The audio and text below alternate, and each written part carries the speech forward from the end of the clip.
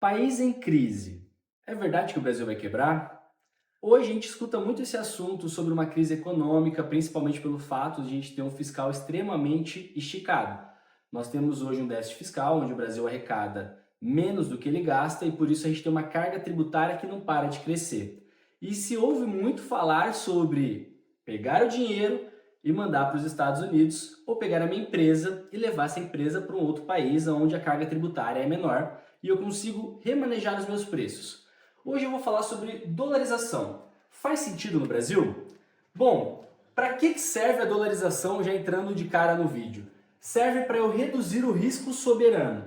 Se eu trazer isso daqui para o português claro, seria basicamente reduzir o risco país. Então eu tenho um país que tem um risco um pouco mais elevado e eu tenho uma carteira de investimento, um recurso que eu guardei ali. E eu penso que, poxa, o meu país tem sérios riscos, eu preciso tirar dinheiro, uma parte desse dinheiro desse país e colocar num país mais seguro, para caso passe por uma situação interna, caso tenha uma quebradeira que a gente fala, né, no português claro, eu tenho uma parte do meu recurso fora e não sofra com essa quebradeira.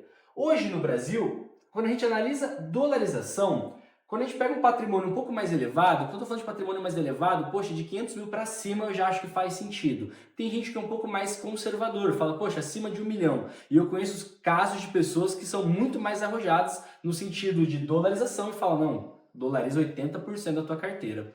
Isso daí vai muito de encontro com o teu objetivo e com a situação atual do país. Hoje eu estou gravando em dezembro de 2025. Então, no ano de 2026 a gente vai ter uma eleição e a gente também tem algumas situações que são bem peculiares do ano de 2026, que é, eu começo uma reforma tributária que foi votada lá atrás e passa a estar em prática, passa a valer, né, a partir de 26. E essa reforma tributária, como praticamente todas as reformas que a gente teve nesse país, aumenta a carga tributária sobre as empresas. E aumentar a carga tributária gera um pênalti que é, o empresário ele absorve esse imposto e repassa esse imposto para o consumidor final. Então eu tenho uma elevação dos preços, então gera uma inflação por consequência. Se eu estou elevando os preços, eu teoricamente reduzo o consumo. Se eu reduzo o consumo e estou aumentando o preço por conta de tributo, eu tenho uma margem que cada vez vai reduzindo mais. Ela vai sendo encurtada essa margem. E aí a empresa ela pode passar por N situações.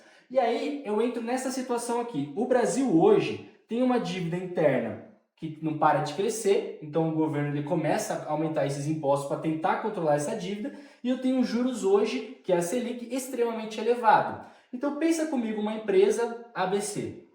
Ela tem ali uma margem de 20% de lucro sobre os produtos. Então ela vende, ela tem 20% de lucro. Se eu aumentei os impostos porque eu preciso controlar a dívida nacional, eu estou, em tese, reduzindo essa margem. E essa empresa ela faz uma coisa que faz muito sentido, que é, eu vou lá no banco e pego um dinheiro emprestado. Esse dinheiro ele sofre menos tributação, o dinheiro que eu pego emprestado do banco. Então faz muito sentido e todas as empresas do mundo inteiro pegam o dinheiro emprestado do banco. Só que elas fazem uma coisa chamada rolagem. O que é isso? Eu tenho uma dívida que vai vencer, por exemplo, em dezembro de 2025.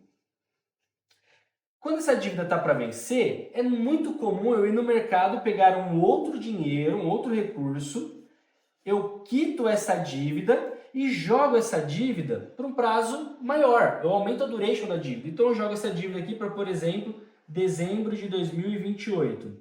Opa! 2028. Qual que é a questão? Quando eu tomei essa dívida há 3 anos atrás, eu pagava um juros médio de 18%. Agora, com uma Selic de 15%, eu vou pagar um juros médio nessa dívida para jogar lá para frente de mais ou menos 21%. Claro que isso aqui é uma média, tá, galera? Isso aqui e isso daqui, isso aqui é uma média de juros. O problema é, eu aumentei 3% nos juros que eu pago para o banco para fazer essa rolagem, o que eu pago para o mercado para tomar essa dívida. O problema é, eu reduzi menos 3% ainda da minha margem, porque eu estou tirando mais 3% para pagar juros.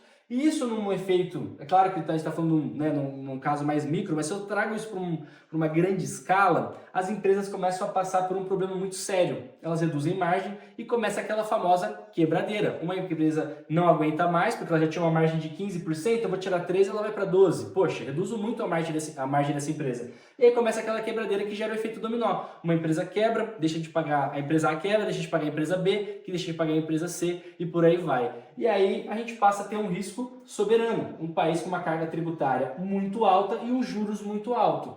Então, hoje, com certeza, faz sentido dolarizar um pouco do teu patrimônio.